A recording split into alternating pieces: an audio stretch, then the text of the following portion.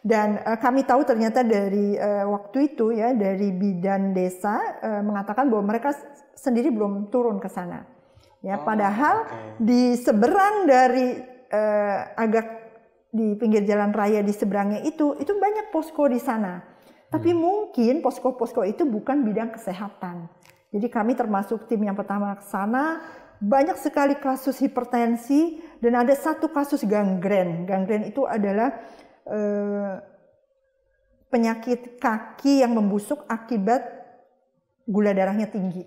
Nah waktu itu kebetulan ada dokter Fani, spesialis bedah, dia langsung mengadakan atau membuat operasi kecil di situ ya, membersihkan luka-lukanya dan seterusnya karena gulanya tinggi sekali sampai 500, tensinya tinggi sekali sampai 200 lebih dan sebenarnya keadaan gawat darurat ya, tetapi karena dia nggak punya pilihan lain ya dia hanya diam saja. Artinya banyak sekali sebenarnya kondisi-kondisi seperti itu yang kalau kita lihat sekarang sih sudah berbeda mungkin ya, tapi pada waktu H+2-3 hari itu memang banyak yang sebelum gempa pun mereka sudah ada masalah dengan kesehatannya seperti itu.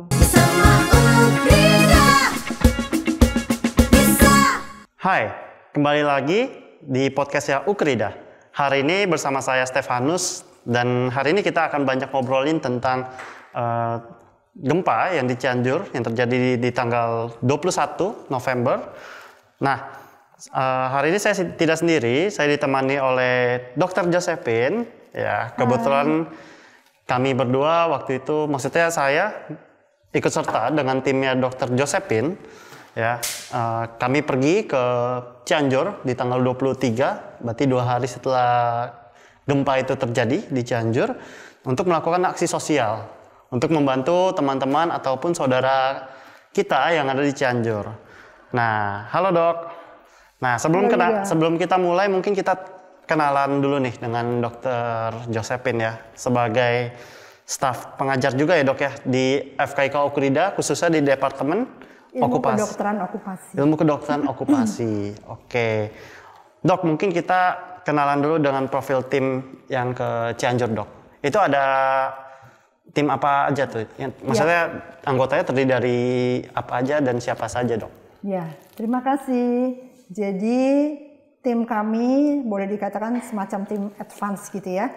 Itu terdiri dari 4 orang dokter, saya, kemudian Dr. Hernawati Huta Barat dari spesialis kedokteran kulit dan kelamin, Dr. Fani dari spesialis bedah, dan satu lagi Dr. Billy, alumni Ukrida. Oh, oke. Nah, setelah itu kami dibantu oleh teman-teman dari Palada, pencinta alam Ukrida.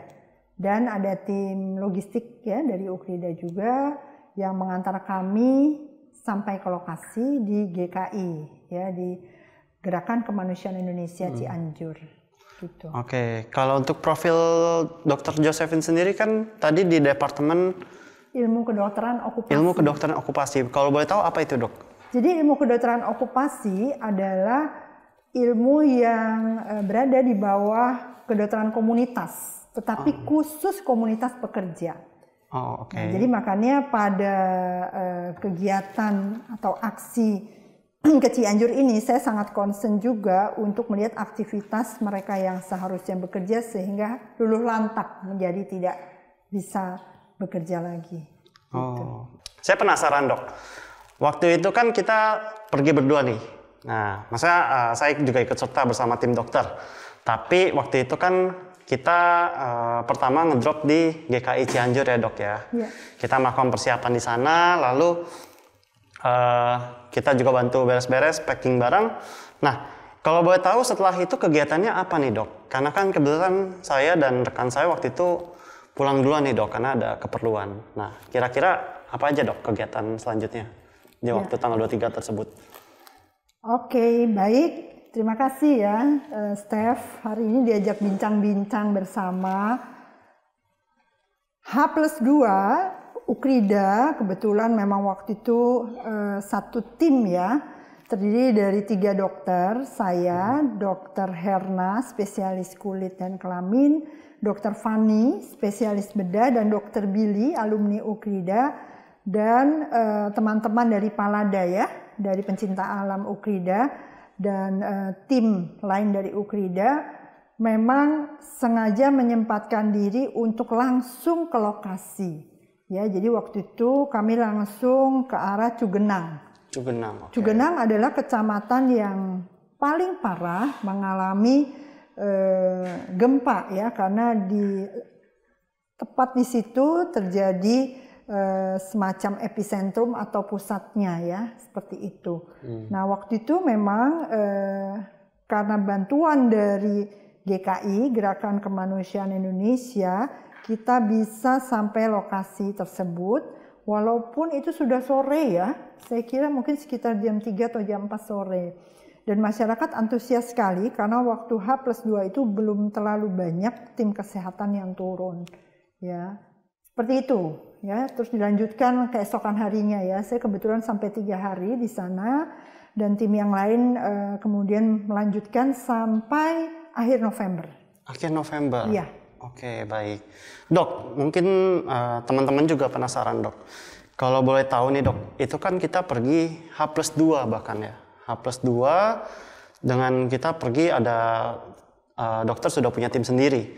Nah, itu kalau boleh tahu persiapannya bagaimana, Dok? Karena kan namanya bencana alam kita nggak tahu dan itu tiba-tiba seperti itu. Nah, itu persiapannya bagaimana, Dok? Kalau ditanya persiapan dalam sebuah bencana itu, persiapannya nomor 1 adalah persiapan hati. Oke. Ya, artinya hati ini harus ikhlas dan harus mau untuk mencapai sasaran. Ya, dalam hal ini para masyarakat yang terdampak di lokasi Cianjur.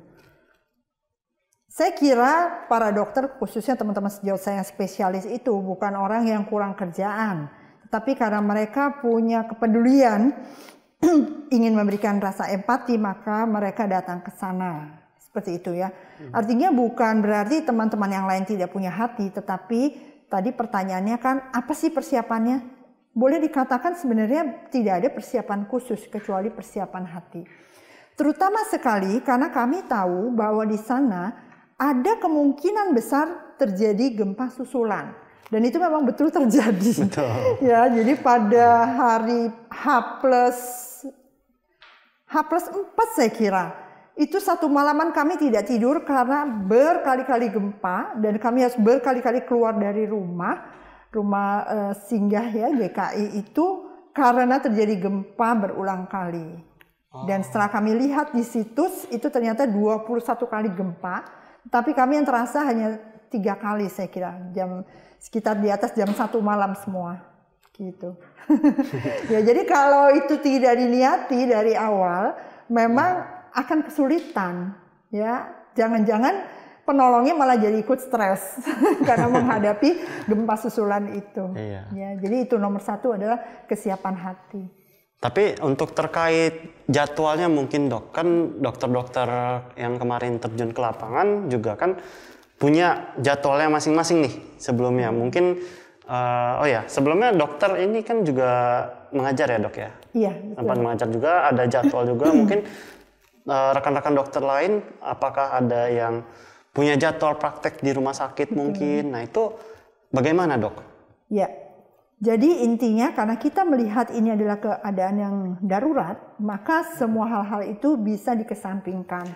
Ya, jadi puji Tuhannya memang di FKIK juga Ukrida juga sangat mendukung sehingga baik dekan dan jajarannya juga teman-teman sejawat juga mau mendukung ya. Jadi waktu itu saya ada jadwal mengajar seharusnya besoknya untuk skilab bisa digantikan ya. Kemudian seperti Dr. Fanny beberapa operasi elektif bisa digantikan ya, Dr. Herna juga begitu. Jadi seperti itu. Ya, jadi memang ketika kita melihat ini merupakan keadaan gawat darurat ya memang kita harus fokus untuk ke sana gitu. Oke, baik. Lalu pada saat di lapangan, nah itu kondisi seperti apa yang dokter lihat? Nah, maksudnya pasien-pasien yang seperti apa yang dokter-dokter tangani gitu? Apakah luka-lukanya cukup parah atau bagaimana dok? Mungkin bisa diceritakan dok. Ya, saya mau cerita sedikit nih. Jadi ketika kita turun ke lapangan itu memang ada banyak masalah ya yang bisa kita temui. Kemarin itu memang beberapa daerah yang kami kunjungi itu memang daerah yang memang belum pernah didatangi oleh tim kesehatan sebelumnya. Nah, kalau daerah yang sudah pernah didatangi, misalnya sudah didatangi di H+1 atau H+ sebelumnya, sebelum kami datang, itu biasanya mereka sudah dibawa ke rumah sakit yang parah-parah. Ya. Jadi kalau yang untuk kami lakukan itu kemarin lebih ke pemeriksaan kesehatan dan pengobatan, itu relatif yang daerah yang kami datangi belum pernah.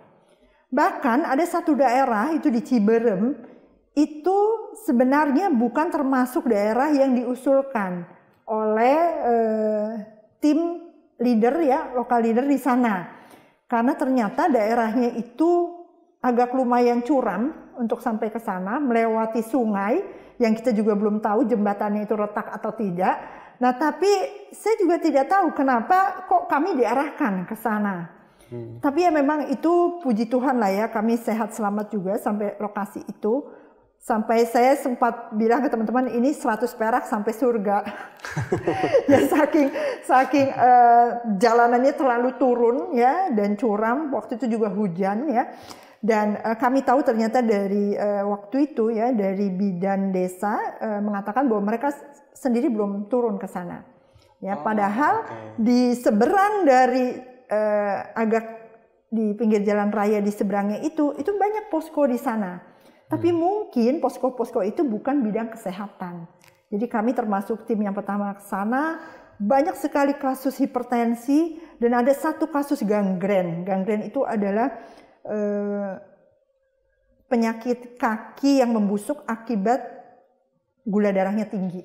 Nah waktu itu kebetulan ada dokter Fani, spesialis bedah, dia langsung mengadakan atau membuat operasi kecil di situ ya, membersihkan luka-lukanya dan seterusnya karena gulanya tinggi sekali sampai 500, tensinya tinggi sekali sampai 200 lebih dan sebenarnya keadaan gawat darurat ya, tetapi karena dia nggak punya pilihan lain ya dia hanya diam saja. Artinya banyak sekali sebenarnya kondisi-kondisi seperti itu yang kalau kita lihat sekarang sih sudah berbeda mungkin ya, tapi pada waktu H+2-3 hari itu memang banyak yang sebelum gempa pun mereka sudah ada masalah dengan kesehatannya seperti itu.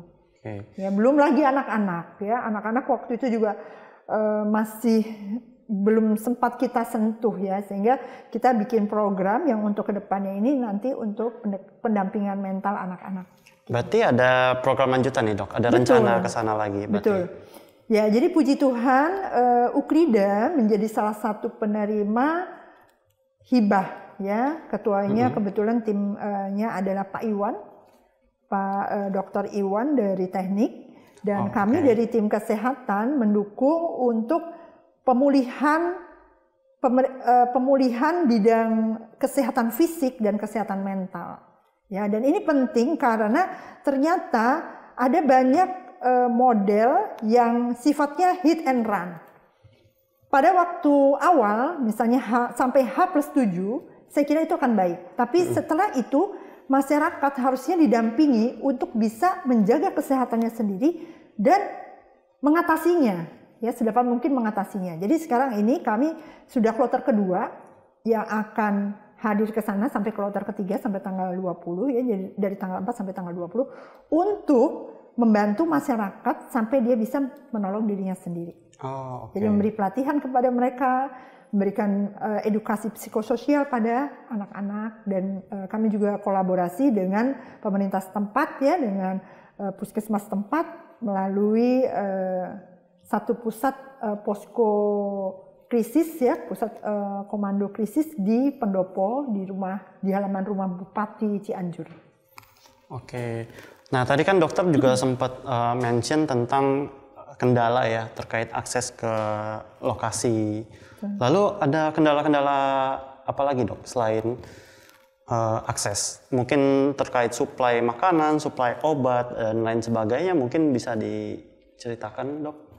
Sejauh ini tidak. Jadi yang saya lihat sebenarnya sampai kemarin itu logistik relatif sebenarnya baik. Bahkan ada satu daerah itu yang sampai, mohon maaf ya, air mineral itu sampai dibuang-buang, kasarannya begitu.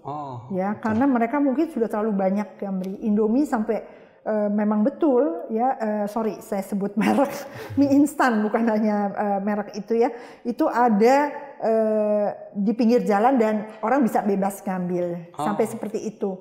Jadi memang yang paling penting saat ini adalah pendampingan mental saya kira.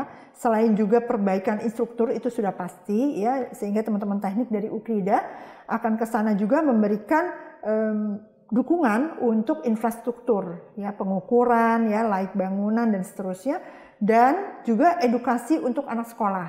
Ya, itu juga yang dilakukan oleh teman-teman dari UKRIDA. Nah, satu lagi juga yang penting adalah untuk meningkatkan perekonomian melalui UMKM. Ya, itu 4 hal itulah yang dilakukan oleh UKRIDA dalam hal ini langsung turun. Ya, kebetulan memang kita mendapat hibah, tetapi memang ini merupakan kesempatan emas untuk kita menunjukkan empati sungguh-sungguh pada masyarakat sesuai dengan kebutuhannya. Berarti timnya sudah dibentuk secara khusus ya, Dok ya, saat ini ya? Iya, betul. Oke. Mungkin pertanyaan selanjutnya, nah terkait tadi kan dokter bilang ada pendampingan secara psikologis. Nah itu kira-kira apakah ada kendala, Dok, pada saat pendampingan atau pelatihan tersebut? Misalkan ya dari tim kitanya itu kesulitan untuk memberikan pelatihan tersebut gitu. Mungkin masyarakatnya dalam tanda kutip agak sulit untuk memahami apa pelatihan apa yang diberikan seperti itu. Ya, baik. Pertanyaannya ya, jadi begini, ketika kita menghadapi masyarakat, kita harus memposisikan diri mereka sebagai subjek, bukan sebagai objek. Itu intinya. Jadi mereka sebenarnya, mereka lah yang paling berkepentingan untuk menolong diri mereka.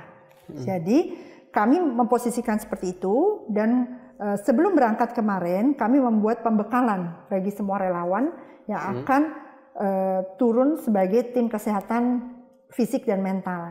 Jadi baik para dokter maupun teman-teman non medis ya, dalam hal ini teman-teman Palada ya. Nah itu kita latihan dulu, ada pembekalannya. Nah itu dilakukan 2 hari, kemarin tanggal 9 dan tanggal 10, baru kloter pertama berangkat tanggal 11. Begitu. Jadi kenapa begitu? Karena supaya memastikan bahwa semua tim sudah tahu apa yang harus dilakukan. Kami dalam hal ini saya bersama dengan Dokter Citra, ya Teresia Ningtyas, Citra Ningtyas itu beliau spesialis kedokteran jiwa, dan kemudian ada teman-teman dari psikologi yang ikut juga membantu, dan kita membuat semacam modul ya untuk psychological first aider. Ya, kemudian juga kami masuk di dalam grup kesehatan jiwa bersama dengan tim dari Kabupaten Cianjur dari pemerintah. Ya, jadi supaya juga terlihat ya kerjasama, dan kalau ada kasus-kasus yang memang orang sungguh-sungguh dengan gangguan jiwa yang harus kita tolong, kita juga bisa membantu. Kemarin ada beberapa kasus yang kami temukan di lapangan. Berarti di lapangan tuh tidak hanya tim UKRIDA saja ya yang melakukan aksi sosial, tapi juga berkolaborasi dengan tim relawan lainnya berarti ya? Betul sekali. Oke. Mungkin sebagai penutup, Dok, kalau boleh tahu, dokter apakah tahu update saat ini kondisi di lapangan seperti apa? Mungkin dari tim dokter ada memberikan informasi begitu? Ya. Ya, jadi saat ini memang masyarakat sudah mulai pelan-pelan kembali bekerja, ya khususnya mereka yang ada di Cianjur kota. Ya, sudah mulai bekerja dan kemudian sudah mulai beraktivitas, sehingga kalau kita datang siang hari ke tenda itu seringkali kosong. Yang ada ibu-ibu rumah tangga dan anak-anak, bapaknya sudah mulai bekerja dan seterusnya. Ya, ini sebenarnya kabar yang baik. Apalagi misalnya kalau mereka sebagian besar petani, ya kan mereka masih tetap bisa bertani ya. Nah, bagi yang punya usaha atau berusaha di kota juga masih tetap bisa bekerja ya, walaupun mungkin ada juga atau banyak juga yang terdampak ya, tetapi masih tetap bisa beraktivitas. Kita berharap ini makin ke depan makin baik ya, walaupun kalau kita lihat masih banyak sekali PR yang harus dikerjakan, terutama dari bangunan fisik ya, yang tentu saja harus ada pemikiran dan penata laksanaan yang lebih komprehensif ya dari pemerintah dan dari semua pihak, saya kira seperti itu. Oke, baik. Berarti tugas kita saat ini adalah lebih ke arah pendampingan secara psikologis, lalu kita membantu teman-teman atau saudara-saudara kita di Cianjur itu dalam hal pemulihan ekonomi mereka, lalu pembangunan infrastruktur yang di sana. Mungkin saat ini yang dibutuhkan mereka lebih ke arah seperti itu ya, Dok ya.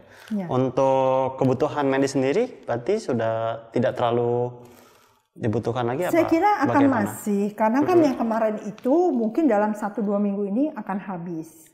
Ya, jadi siapapun dari Bapak Ibu sekalian, teman-teman yang mungkin karena ini dalam masa Natal ya, ingin memberikan hadiah yang terbaik ya buat sesama kita, silahkan boleh menyisihkan sebagian dari apa yang dimiliki untuk menunjukkan empati kepada saudara-saudara kita yang saat ini berada di Cianjur yang sedang terluka ya. Oke, Dr. Josephine, tadi kan kita udah ngobrolin banyak nih tentang kegiatan aksi sosial yang Dr. Josephine dan tim lakukan di Cianjur ya. Mungkin ada pesan atau kesan yang bisa dokter sampaikan buat teman-teman semua atau buat kita semua, mungkin ada, Dok? Boleh disampaikan. Baik, terima kasih. Yang penting dalam hidup ini adalah berbagi. Karena pada dasarnya hidup ini adalah seperti roda, kadang di atas, kadang di bawah. Saat ini saudara-saudara kita yang di Cianjur menjadi terluka akibat gempa. Marilah kita berempati, memberi perhatian, memberi bagian apa yang bisa diberikan kepada mereka, apapun itu, termasuk doa. Ya, lebih lagi kalau bisa lebih dari itu kita lakukan aksi. Khususnya bagi teman-teman yang beragama Kristen, aksi Natal bisa dilakukan di Cianjur atau untuk teman-teman saudara-saudara kita Cianjur. Saya juga mau tutup dengan pantun, boleh ya? Boleh, dokter, silahkan. Jalan-jalan ke kota tua. Cakep. Jangan lupa beli cendana. Cakep. Mari kita bersama-sama mewujudkan cinta kasih bagi sesama. Oke. Thank you, Dr. Josephine, atas kesempatannya pada siang hari ini. Ya, mungkin sekian kita tutup ya untuk podcastnya kali ini. Sampai jumpa untuk episode selanjutnya. Terima kasih banyak, dokter. Terima kasih. Salam sehat. Ya, untuk ini saya Stefanus dan Dr. Josephine pamit undur diri. Bye-bye. Bye.